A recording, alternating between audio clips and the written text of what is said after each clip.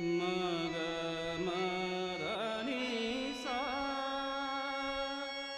सा नि ध मग मग सा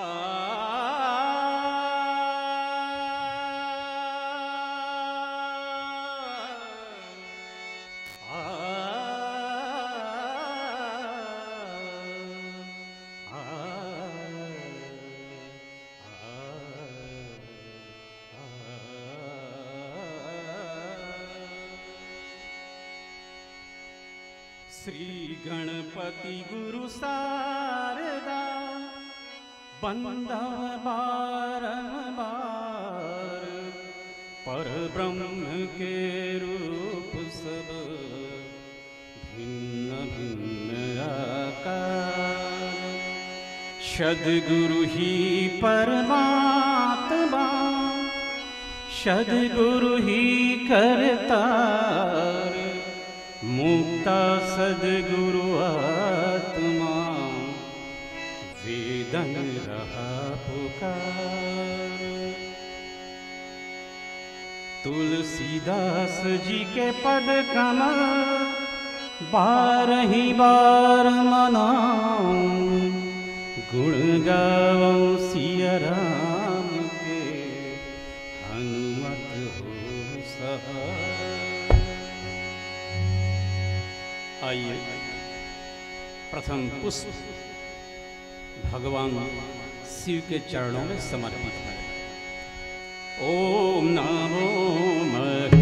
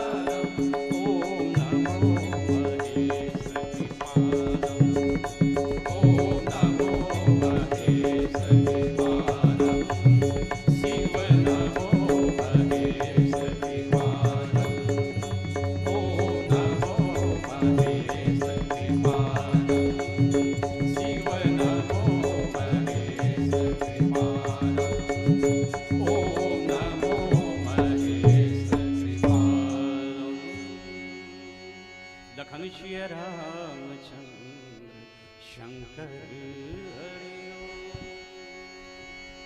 ब्रह्मानंदं परम सुखदं केवलं ज्ञानमूर्तिं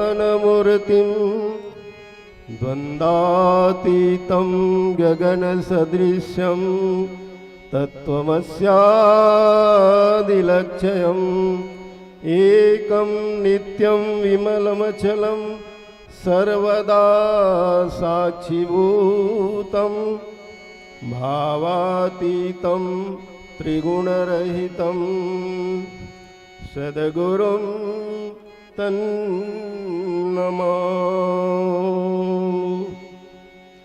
लोकाभिरामं रणरङ्गधीरं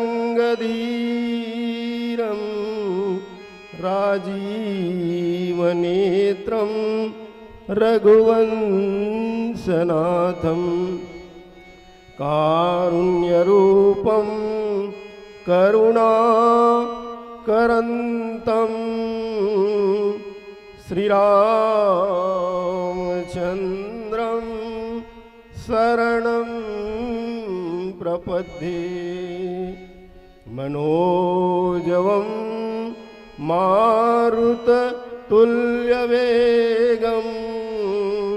जितेन्द्रियं बुद्धिमतां वरिष्ठं वातात्मजं वानरयूथमुख्यं श्रीरामदूतं शरणं प्रपद्ये। रामयमित गुणसागर थाह की पावई कोई, जो कछु संतन संग सुनेऊ तुम्हारी सुनावऊ सोई। सियावर रामचंद्र की जय, पवन सुत हनुमान की जय, उमापति महादेव की जय। बोलिए सत्य सनातन धर्म की जय। परम आदरणीय परम सम्माननीय विभिन्न नाम रूप में समुपस्थित मानस के प्रेमीजनों, भक्तिमयी श्रद्धामयी माता एवं बहनों, भगीरथ स्वरूप श्री राम कथा कार्यक्रम के आयोजकगण, मंच संचालक महानुभाव जी एवं समस्त ग्रामवासी ग्राम गोमची, आप सभी के पावन श्री चरणों में श्री मुक्ता मानस मंडली नया खुर्सीपार भिलाई की ओर से हार्दिक प्रणाम, हार्दिक नमन व हार्दिक स्वागत है श्री राम कथा के इस कार्यक्रम में। मानस के प्रेमी जनों, कलयुग सम नहीं आन युग सोनर, जो नर कर विश्वास, गाय राम गुण विमल भव तरह ही बिना ही प्रयास। स्वाइए हम सब बड़े सौभाग्यशाली हैं जो कि बड़े ही सरल माध्यम से भगवत कृपा प्राप्त कर सके, इसलिए राम कथा रामायण का आयोजन और उसमें प्रसंग निर्देशित जो हुआ है अयोध्या कांड का, जहाँ पर मानसकार लिखते हैं, मुखिया मुख सो चाहिए, खान पान कहूँ एक, पालई पोसई सकल अंग, तुलसी सहित विवेक। प्रस्तुत प्रसंग जहाँ पर भगवान राम, लक्ष्मण जी, माँ सीता जी चित्रकूट में निवास कर रहे हैं,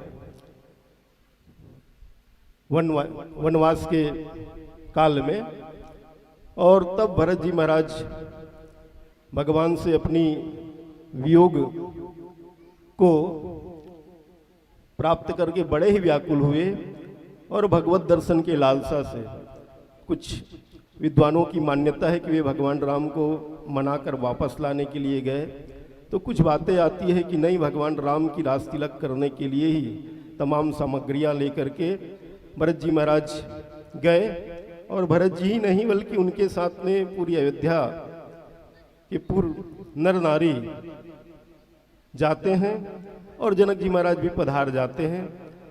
और भरत जी महाराज जो कामना लेकर के गए थे कि भगवान राम का रास तिलक हो जाए, सो वहाँ तो संपन्न ना हो पाई, लेकिन भरत जी महाराज को अब अयोध्या वापस होना होता है। भगवान राम के हृदय के मनोभाव को भरत जी महाराज समझ गए और वे यह भी समझ गए कि भगवान राम का वन में गमन करना ही इनके लिए सर्वथा उचित है और मेरे लिए भगवान की जो मन में बात है कि मैं अयोध्या में जाऊं, लेकिन मैं जाऊं तो जाऊं कैसे अयोध्या में। और तब भरत जी महाराज चाहते हैं कि भगवान राम के श्रीमुख से उन्हें कुछ सीख मिले, और भगवान राम भरत जी महाराज को जो सीख देते हैं उसमें से एक सीख मुखिया कैसी होनी चाहिए। बहुत ही महत्वपूर्ण उपदेश भगवान राम के द्वारा भरत जी को माध्यम बना करके, भरत जी के लिए ही नहीं बल्कि हम सब के लिए, कि मुखिया कैसी होनी चाहिए। आज भी बात होती है देश के मुखिया कैसे हो, तो हर कोई अपने अपने प्रिय नेता के लिए कह देते हैं कि इनके जैसा हो, उनके जैसा हो। गांव का जब चुनाव हो पंचायत का, तब भी कोई कह देते हैं कि गांव का सरपंच कैसे हो, तो इनके जैसा, उनके जैसा। भगवान राम बोले ये तो अनेकों के जैसा हो रहा है, लेकिन मुखिया कोई आदर्श जिसके लिए कही जाए तो एक ही के जैसा होनी चाहिए। और तब किसी व्यक्ति किसी उसका इंगित करने ना यह ऐसा नहीं हो सकता। और भगवान राम बोले कि मुखिया तो मुख के जैसा होना चाहिए, और यह एक निर्विवाद भगवान राम की वाणी है जिस पर कोई वाद विवाद की गुंजाइश नहीं। इसके जैसा हो कोई कह देता है तो इधर वाले कहते हैं नहीं भैया इसके जैसा नहीं जी, इसके जैसा होना चाहिए। वो तो बहुत भ्रष्टाचारी है, पूरा गांव को डुबो दिया। हाँ, पंचायत न बुड़ो दी सो तो ये करूं कि सो करूं कि कुछ नहीं करीस। तो बोले कि इसके जैसा नहीं, निर्विवाद बात भगवान राम के श्रीमुख से कि मुखिया हो तो मुख के जैसा होनी चाहिए। फिर कहे कि यह मुख की बात क्यों कहते हैं, बोले कि मुखिया मुख सो चाहिए, खान पान कहूँ एक।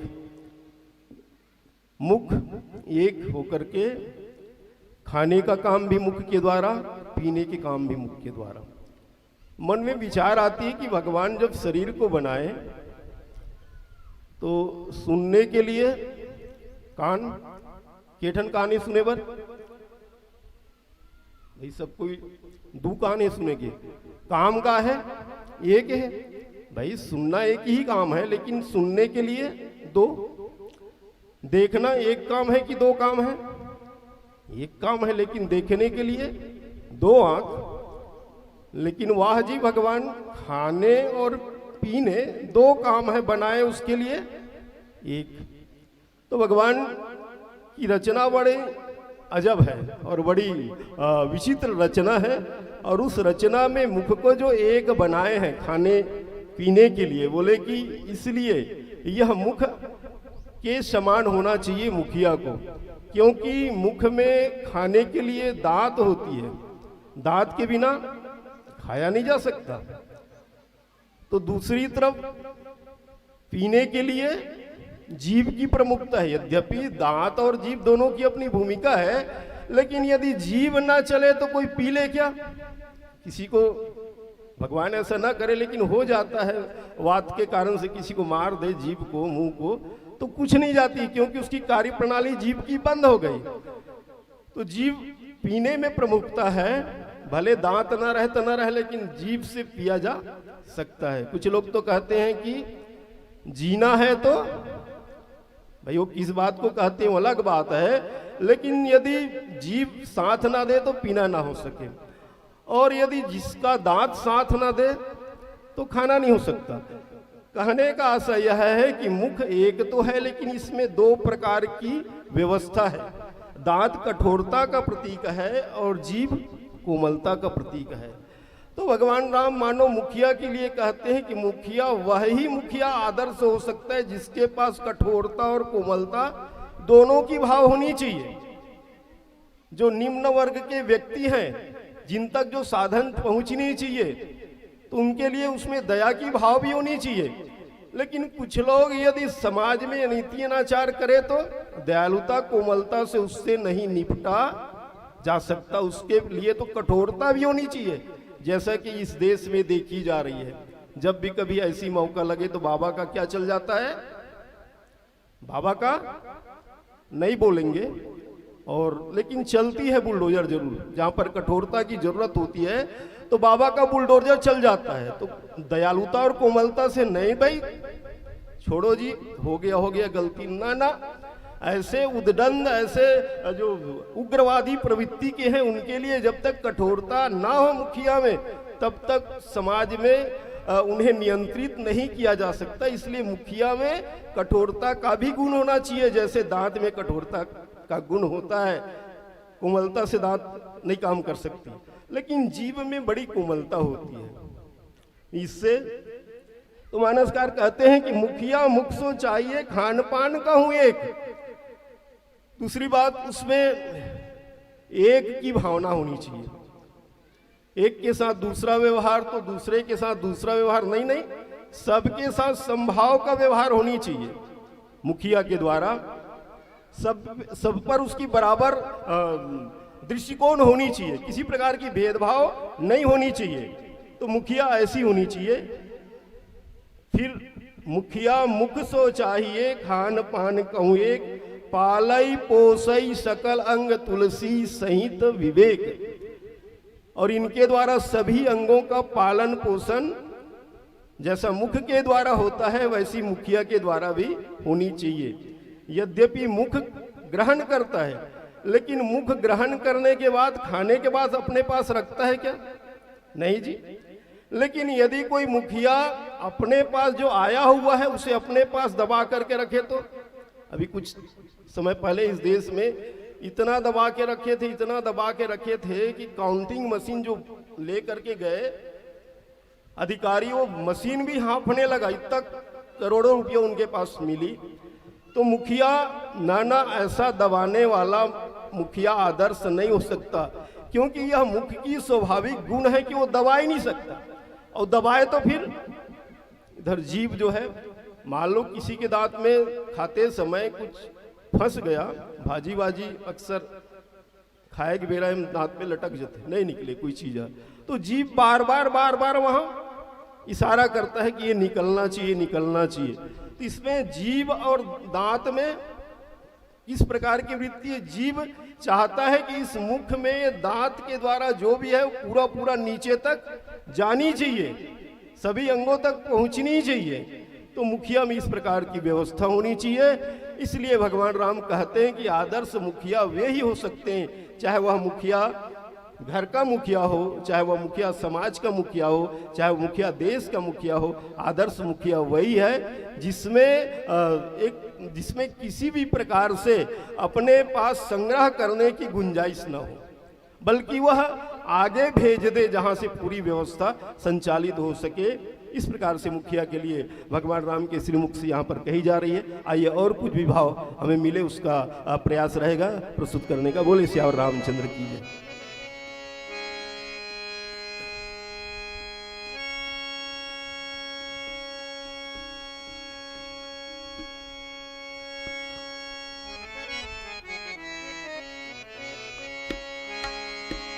भरत प्रिय रामचंद्र शंकर हरि ओम।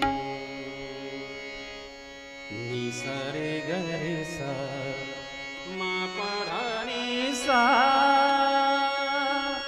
सा धा नी पा मा पा मा ग रे सा। राम नाम रटते रहो जब तक घट में प्राण, कभी तो दीन दयाल के भनक पड़ेगी काम।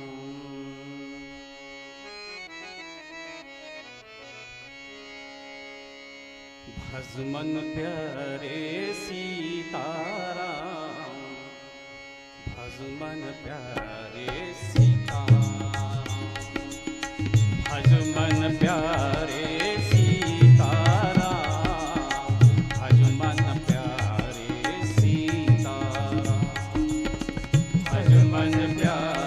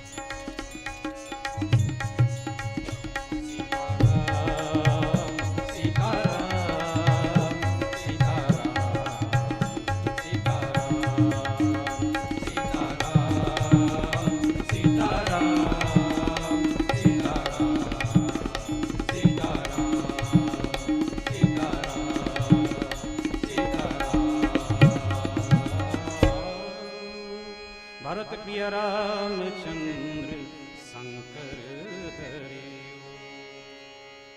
तो मुखिया मुख सो चाहिए, खान पान कहूँ एक। निवेदन किया जा रहा था कि है तो मुख एक, लेकिन काम उनके दो, खाना और पीना। दो ही नहीं जी, एक प्रमुख काम और भी है मुख का, और वह काम यदि न हो तो मुखिया के मुखियत्व पर बहुत प्रश्नवाचक चिन्ह लगता है। जी हाँ, बोलने का काम। जी हाँ, अब बोलने वाला मुखिया जो है पक्षपात पूर्ण ना बोले, ना अविवेक पूर्ण ना बोले, जब भी बोले तो निष्पक्ष बोले। समाज में मुखिया वही सर्वमान्य होता है जो समाज में जो बात कहे तो सर्वमान्य हो, नहीं कि मेरी बारी जब आई तो न्याय कुछ और हो, इसकी बारी आई तो न्याय कुछ और हो, इसकी बारी आए तो दंड इतना हो, मेरी बारी आए तो दंड कम हो, अपना पक्ष ना। मुखिया निष्पक्ष हो, और वह निष्पक्ष मुखिया जो है निष्पक्ष बोलने वाला हो, और बोलने वाला ऐसा हो कि सामने वाले का हित हो जाए।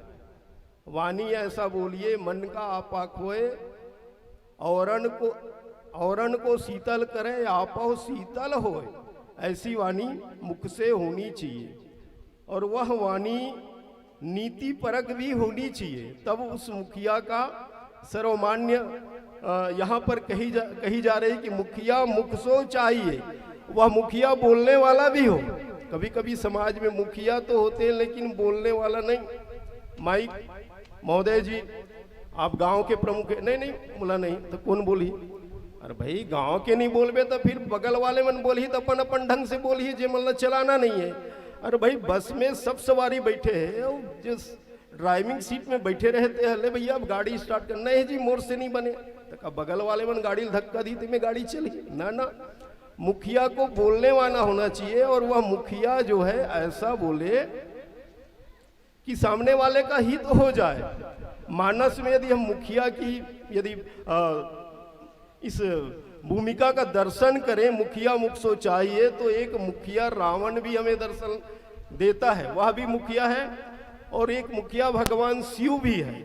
जी हाँ, जरत सकल सुरविंद विषम गरल जय पान किया, तेहि न बजसी मतिमंद को कृपालु शंकर सरिसा। और वो भगवान शिव को जब बोलना होता है तो भगवान शंकर माँ पार्वती से कहते हैं कि तेहि समाज गिरजा मैं रहूं, अवसर पाई बचन एक कहूं, कि हरि व्यापक सर्वत्र समाना, प्रेम ते प्रकट होई मैं जाना। बालकांड के प्रसंग में सब इधर उधर भटक रहे हैं, व्याकुल है, रावण इत्यादि राक्षस के अनीति अनाचार से त्रस्त है, लेकिन कहाँ जाए कहाँ पुकारे, कहाँ जाकर के हम पुकारे भगवान को? तो भगवान शंकर उस सभा में रहते और बोल पड़ते हैं, तेई समाज गिरजा मैं रहूं, अवसर पाई बात एक कहूं। तो समाज में मुखिया बोलने वाला होनी चाहिए। दूसरी बात, जब वो खान पान भी करता है या बोलता है तो पालय पोसई सकल अंग तुलसी सहित विवेक भाव होनी चाहिए। भगवान शंकर जब जहर को पान करते हैं, विष को पान करते हैं, जरत सकल सुरविंद विषम गरल जही पान किया, तेहि न भजसी मतिमंद को कृपालु शंकर सरिसा। तो जब भी कोई ग्रहण करता है, पान करता है, तो सीधा गट से अंदर, लेकिन भगवान शंकर विचार किए ना, यदि मैं सीधे सीधे अंदर गटक जाऊं तो फिर मेरे प्रभु यहाँ निवास करते हैं, मेरे हृदय में उन्हें पीड़ा होगी, और प्रभु जहाँ निवास करते हैं पूरे ब्रह्मांड भगवान के समाहित है उसमें, तो पूरे संसार को फिर बाहर जल रहा है तो अंदर ना। भगवान शंकर इसलिए उस गरल को, जहर को कंठ में रख लेते हैं, और तब भगवान शंकर का अनेकों नाम में से एक नाम नीलकंठ भगवान भी हो जाता है। तो ये भगवान शंकर विवेक का परिचय देते हैं ग्रहण करने में, पान करने में।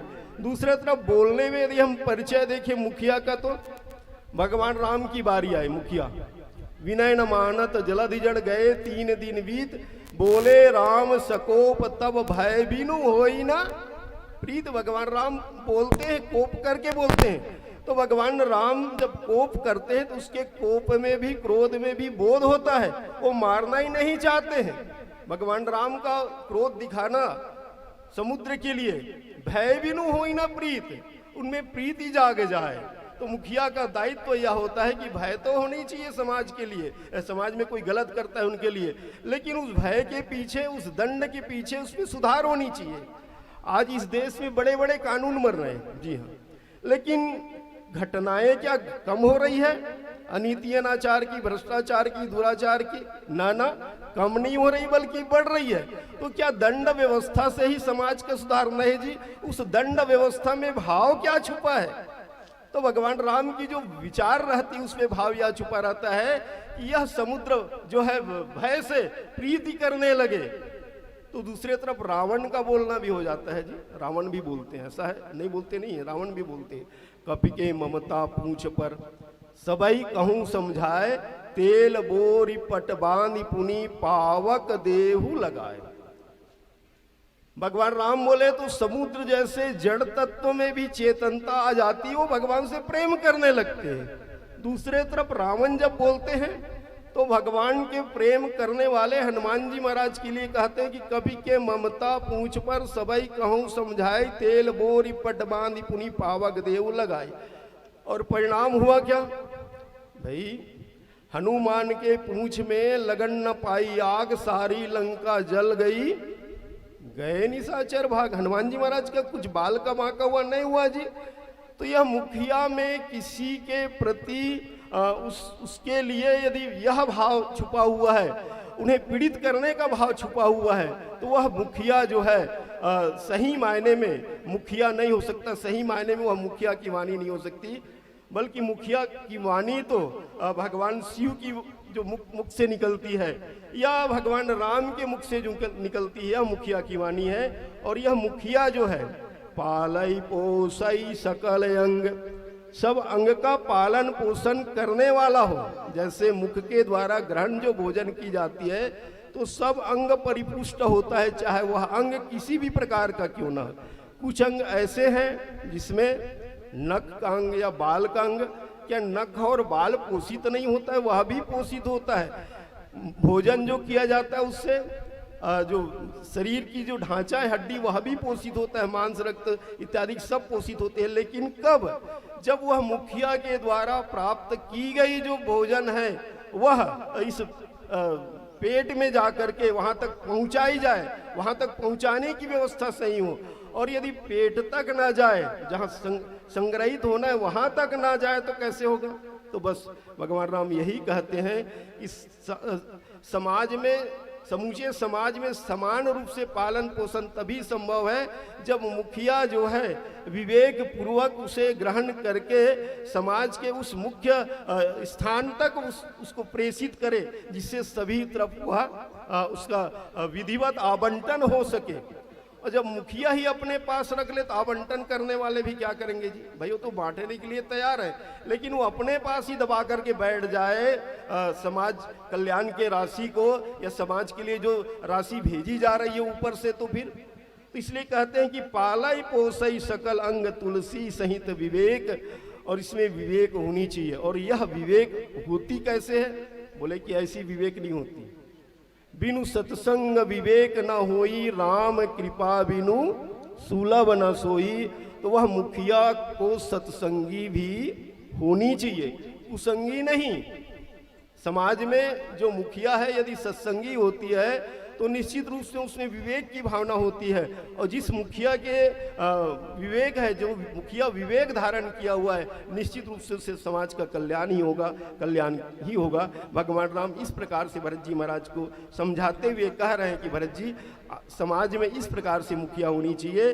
राज धर्म सर्वस इतनोई, जिमि मन माह मनोरथ गोई, बंधु प्रबोध किन्न भांति, बिनु आधार मन तोष न शांति। और इस प्रकार से भगवान राम जो है अपनी श्री मुखवाणी से भरत जी महाराज को प्रबोधित करते हैं। और वह भरत जी महाराज को भगवान जो प्रबोधित करते हैं, आइए हम आपके जीवन में भी वह प्रबोधन आचरण में उतरे, हम आपको भी उसे धारण करने की भाव आए। हम आप भी जहाँ के भी मुखिया हों अपने दायित्व का निर्वहन करें, और हमारे उस दायित्व के निर्वहन करने की निश्चित ही हमारे घर का, समाज का और राष्ट्र का कल्याण ही होगा। जय सिया राम, जय जय सिया। भरत प्रिय रामचंद्र शंकर हरि ओम।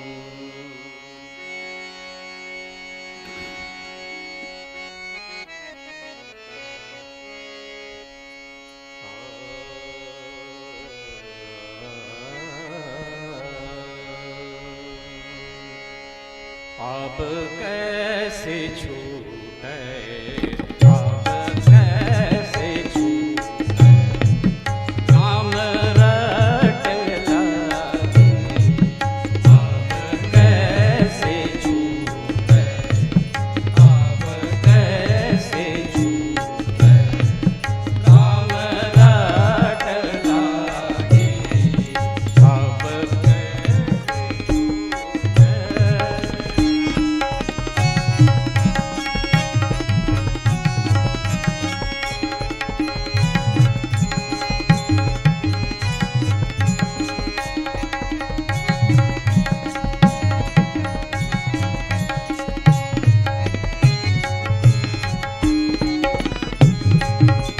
प्रभु जी तुम चंदन हम पानी, जाकी अंग अंग वस समानी।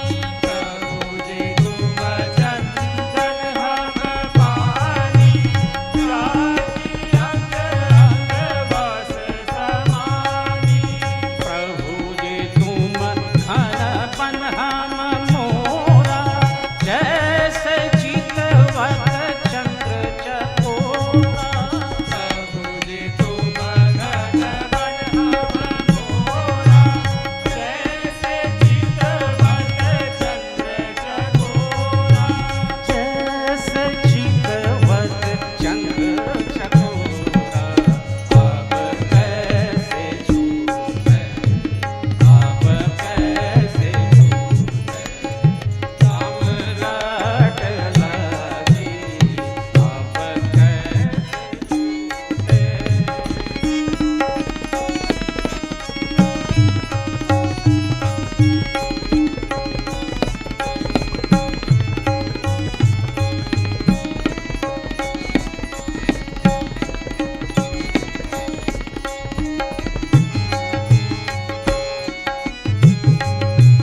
प्रभु जी तुम दीपक हम बाती, जाकी ज्योति पर दिन राती।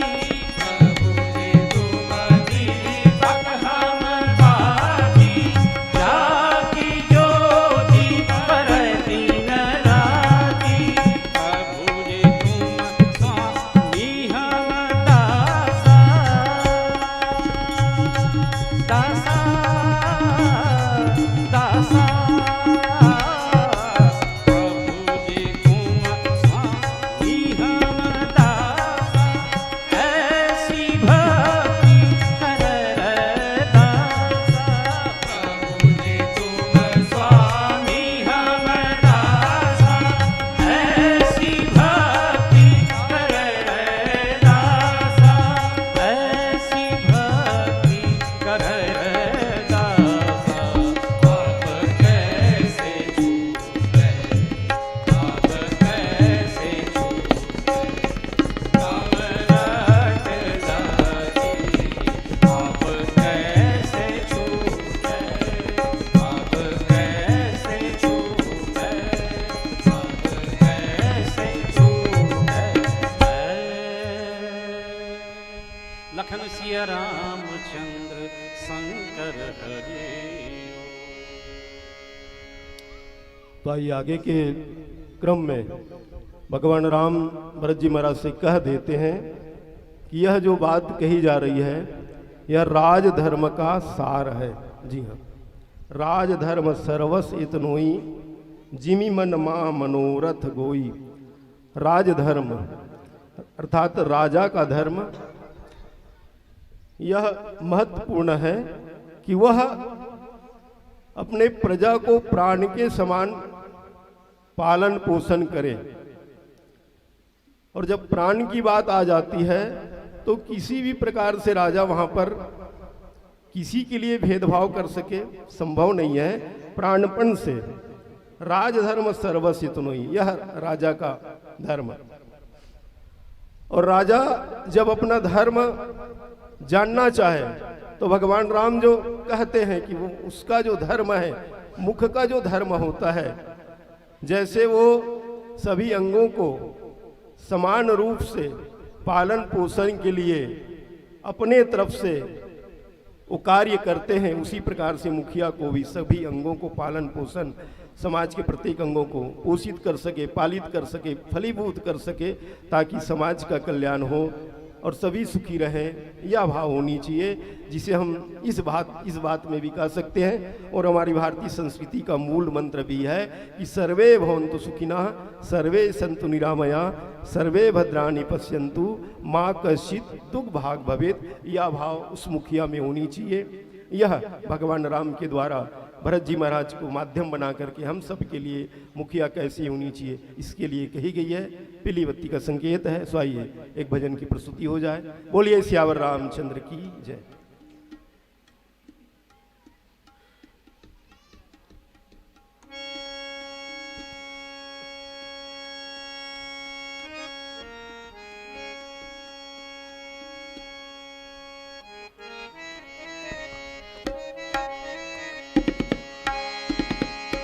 भारत प्रिय रामचंद्र शंकर हरि ओम। क्या बाहर ढूंढत फिरा, लख श्वासा का बोल, पट खोलो घट में भरा, मुक्ता लाल देखो घट ही में हरि का निवास है, देखो घट ही में हरि का निवास है, देखो घट ही में हरि का निवास है, देखो घट ही में हरि का निवास है। छाई फूलों में जैसे सुवास है, छाई फूलों में जैसे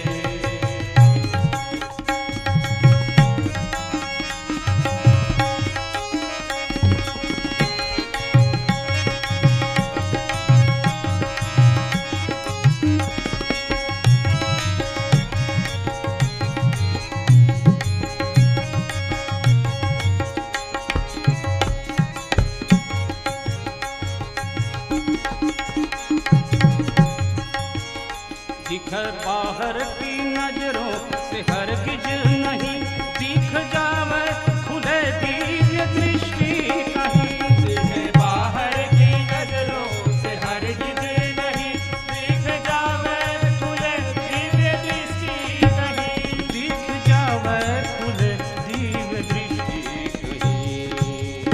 श्रद्धावानों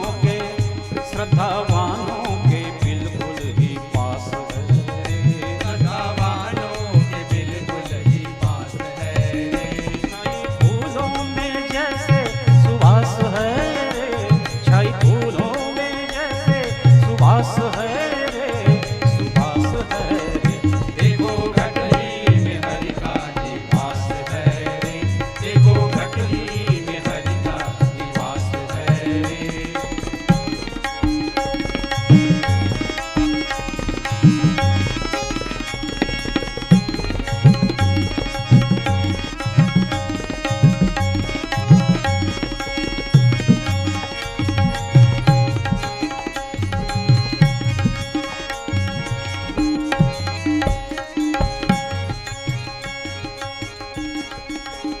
जिसने नर्तन को पाकर न हासिल किया, मानो पारस के बदले कांटे लिया। जिसने नर्तन को पाकर न हासिल किया, मानो पारस के बदले में कांटे लिया। पारस के बदले में कांचे लिया। फिर वो पावे अनेको यम त्रास है रे। फिर वो पावे अनेको यम त्रास है रे। छाई फूलों में,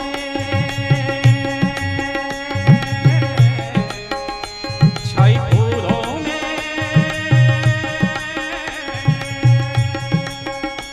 छाई फूलों में, फूलों में, फूलों में, फूलों में, फूलों में, छाई फूलों में जैसे सुवास है। छाई फूलों में जैसे सुवास है रे, सुवास है रे। देखो घटही में हरि का निवास है रे। देखो घटही में हरि का निवास है रे।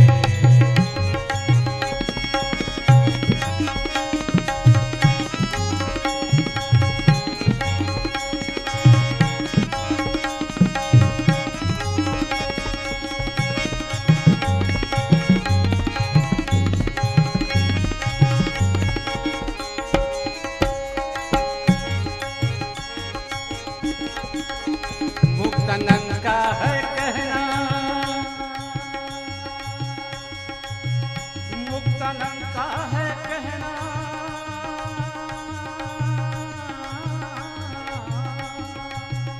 मुक्तानंद का है कहना सभी से यही। मुक्तानंद का है कहना सभी से यही। नर बिना ज्ञान के मुक्ति पावे नहीं। मुक्तानंद का है कहना सभी से यही। नर बिना ज्ञान के मुक्ति पावे नहीं। नर बिना ज्ञान के मुक्ति पावे नहीं। स्वामी जी कहते हैं, चेतो चेतो चेतो चेतो अभी भी अवकाश है। चेतो चेतो अभी भी अवकाश है। छाई फूलों में जैसे सुवास है रे। छाई फूलों में जैसे सुवास है रे, सुवास है रे। देखो घटही में हरि का निवास है रे। देखो घटही में हरि का निवास है रे। देखो घटही में हरि का निवास है रे। देखो घटही में हरि का निवास है रे। देखो घटही में हरि का निवास है रे। देखो घटही में हरि का निवास है रे। भरत प्रिय रामचंद्र शंकर हरे। बोलो सियावर रामचंद्र भगवान की जय। एक बार जोरदार तालियां हो जाए हमारे संतों के लिए। बहुत ही अपना बहुमूल्य समय निकाल कर हमारे बीच आए और अपना बहुत ही सुंदर प्रसंग में हमारे संपूर्ण जनमानस को लेकर जोड़े। इसके लिए मैं बहुत बहुत धन्यवाद देती हूँ। और मैं सम्मान राशि के लिए बुलाना चाहूँगी देने के लिए श्रीमान दीनदयाल निषाद जी, श्रीमान महेश चंद्राकर जी, आइए और हमारे संतों को सम्मान देकर विदाई कीजिएगा।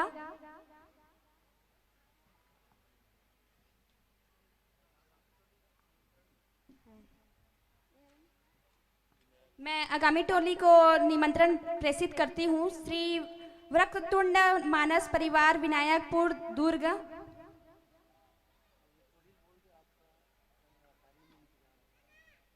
श्री वक्रतुंड मानस परिवार विनायक दुर्ग, आपका अटारी में भी इंतजार हो रहा है।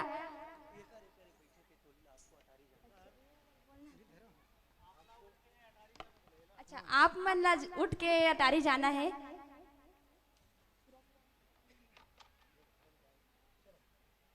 हर्ष शब्द में एक था सार्थ, हर वाक्य में था मर्म था।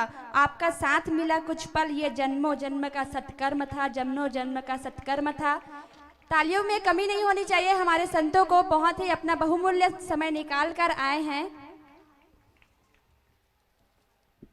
जिस भाव से आपको मंच दिया और अबीर गुलाल लगाए हैं, आपने जो अपने ज्ञान दिया, अंतर हृदय बसाए हैं, आपको भेजना माना एक जुदाई है। सीताराम कहते हुए आपको सादर विदाई है। तालियों में कमी नहीं होनी चाहिए।